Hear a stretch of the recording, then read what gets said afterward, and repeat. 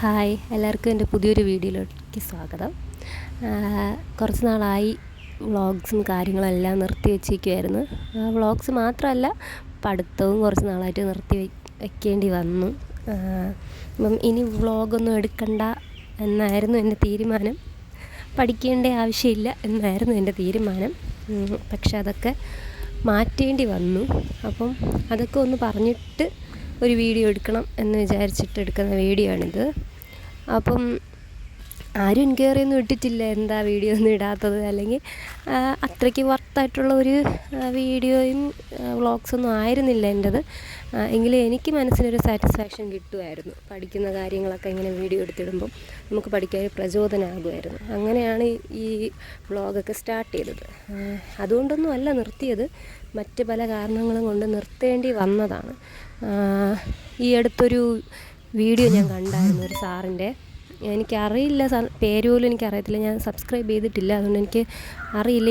ഇനി അത് എങ്ങനെയെങ്കിലും സെർച്ച് ചെയ്തിട്ട് സബ്സ്ക്രൈബ് ചെയ്യണം. അതിനകത്ത് ആ സാറ് പറഞ്ഞിട്ടുണ്ടായിരുന്നു, ലൈഫ് ഈസ് പ്രെഡിക്റ്റബിളി അൺപ്രെഡിക്റ്റബിൾ എന്ന്. അത് എനിക്കൊന്ന് മനസ്സിലാക്കിയെടുക്കാൻ കുറച്ച് സമയമെടുത്ത്. ഇപ്പം എൻ്റെ ലൈഫിൽ നടന്നിരിക്കുന്നതും അത് തന്നെയാണ്. പ്രെഡിക്റ്റബിൾ ആയിട്ടുള്ള ഒരു അൺപ്രെഡിക്റ്റബിൾ സംഭവം ലൈഫിലുണ്ടായി. ഈ വീഡിയോ ഞാൻ കുറച്ച് വീട്ടമ്മമാർക്കും കൂടി വേണ്ടിയിട്ട് ഡെഡിക്കേറ്റ് ചെയ്യുന്നു. നിങ്ങൾക്കാണിത് കൂടുതൽ റിലേറ്റ് ചെയ്യാൻ പറ്റുന്നത്.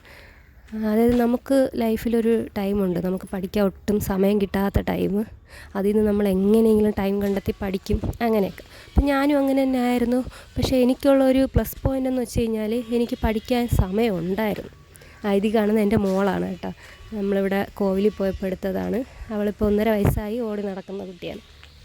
അപ്പോൾ എനിക്ക് ഇവളെ കാരണം, ഇവൾ ജനിച്ച സമയത്തൊന്നും എനിക്ക് പഠിക്കാനൊന്നും പറ്റുന്നില്ലായിരുന്നു. പക്ഷേ എന്താ പറയുക, ദൈവത്തിൻ്റെ അനുഗ്രഹം എന്ന് പറയുന്നത് പോലെ എൻ്റെ അമ്മ എൻ്റെ അടുത്ത് ഇങ്ങോട്ട് പറഞ്ഞു, ഞാൻ കൊച്ചിനെ നോക്കിക്കോളാം, നീ പഠിച്ചോ, നിനക്ക് പഠിക്കാനുള്ളത് നീ പഠിച്ചോ, എത്ര സമയം വേണോ എടുത്തോ പഠിച്ചോ, എല്ലാം ഞാൻ നോക്കിക്കോളാം എന്ന് പറഞ്ഞു. അങ്ങനെയാണ് ഞാൻ ഈ പഠിത്തത്തിലേക്ക് ഇറങ്ങിയത്.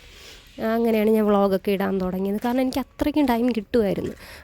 എനിക്ക് അവളെ കാര്യം ഒന്നും നോക്കേണ്ട ആവശ്യമില്ലായിരുന്നു, എല്ലാം എൻ്റെ അമ്മയാണ് നോക്കിക്കൊണ്ടിരുന്നത്. അപ്പോൾ എനിക്ക് സത്യം പറഞ്ഞാൽ ഒരുപാട് ടൈം കിട്ടുമായിരുന്നു. 8 മണിക്കൂറോ 9 മണിക്കൂറോ 10 മണിക്കൂറോ ആണെങ്കിലും പഠിക്കാനുള്ള ടൈം കിട്ടുമായിരുന്നു. പക്ഷേ അപ്പോഴും ഞാനത് അത്രയ്ക്ക് ഉപയോഗിച്ചില്ല. എങ്കിലും ഒരു പകുതിയോളം 50% ഞാൻ ഉപയോഗിച്ചിരുന്നു. ബാക്കി 50% ഞാൻ ചുമ്മാ കളഞ്ഞുകൊണ്ടിരിക്കുമായിരുന്നു. അപ്പോഴാണ് ലൈഫിലൊരു ഇടുത്തി എന്നൊക്കെ പറയുന്നത് പോലെ ഒരു സംഭവം ഉണ്ടായത്.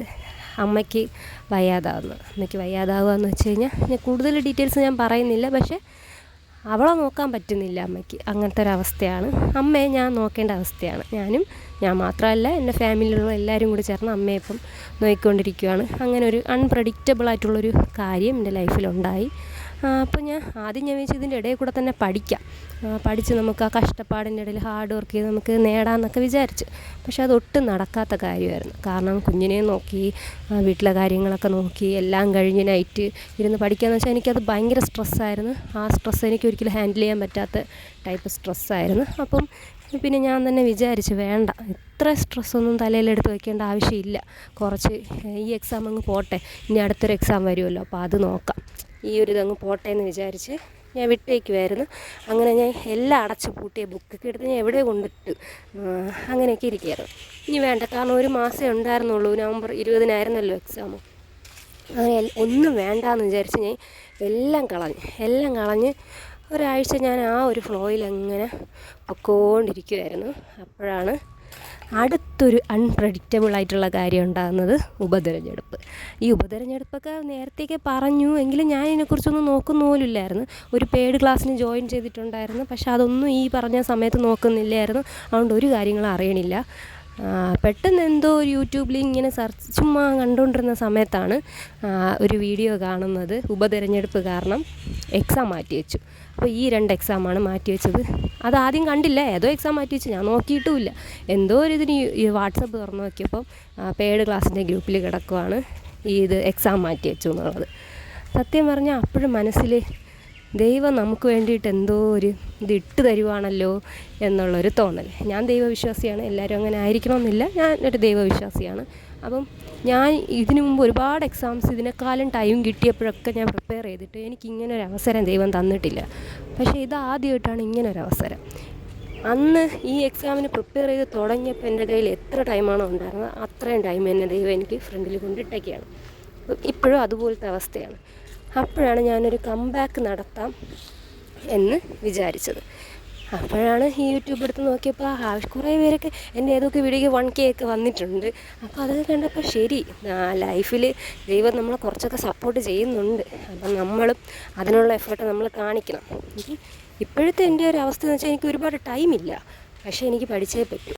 എത്രത്തോളം പഠിക്കാൻ പറ്റും, അല്ലെങ്കിൽ ഈ സിലബസ് കംപ്ലീറ്റ് ചെയ്യാൻ പറ്റുമോ, അല്ലെങ്കിൽ എക്സാം ക്രാക്ക് ചെയ്യാൻ പറ്റുമോ, അതിനെക്കുറിച്ചൊന്നും എനിക്ക് ഇപ്പോൾ ഒരു ടെൻഷൻ ഇല്ല. കാരണം ഞാൻ എൻ്റെ ഭാഗത്തുള്ള വർക്ക് ചെയ്യണം. അത് കഴിഞ്ഞിട്ടുള്ളതെല്ലാം സെക്കൻഡറി. ഇത് പോകണമെങ്കിൽ പോട്ടെ, ഇനി അടുത്തൊരു എക്സാം നോക്കാം. പക്ഷേ ഇതങ്ങ് വിടാൻ താല്പര്യമില്ല. എന്തായാലും നമുക്ക് ലൈഫിലൊരു അവസരം കിട്ടിയിരിക്കുകയാണ്. ചിലപ്പോൾ ഇവിടെ എന്തെങ്കിലും അൺപ്രഡിക്റ്റബിളായിട്ടുള്ള കാര്യങ്ങൾ സംഭവിച്ചാലോ. അപ്പം ആ ഒരു ദിവസത്തിന് വേണ്ടി ഞാൻ വെയിറ്റ് ചെയ്യുവാണ്. അപ്പം ഇനി എന്തായാലും ഞാൻ കിട്ടുന്ന സമയത്തിനനുസരിച്ച് എന്തായാലും കുറച്ചാണെങ്കിലും ഞാൻ അപ്ഡേറ്റ് ചെയ്യും. ഞാൻ പഠിക്കുകയും ചെയ്യും, ഞാനത് ഇതിനകത്ത് അപ്ഡേറ്റ് ചെയ്യുകയും ചെയ്യും. അപ്പം എൻ്റെ കൂടെ വളരെ കുറച്ച് പേരാണ്, ഒരു 123 സബ്സ്ക്രൈബറേ എനിക്കുള്ളൂ. അപ്പം അത്രയും പേരായാൽ പോലും അവരെന്നെ സബ്സ്ക്രൈബ് ചെയ്തത് എന്തെങ്കിലുമൊക്കെ കിട്ടും എന്നുള്ള പ്രതീക്ഷയിലാണ്. അപ്പോൾ ആ പ്രതീക്ഷ ഞാൻ കളയില്ല. Okay, by.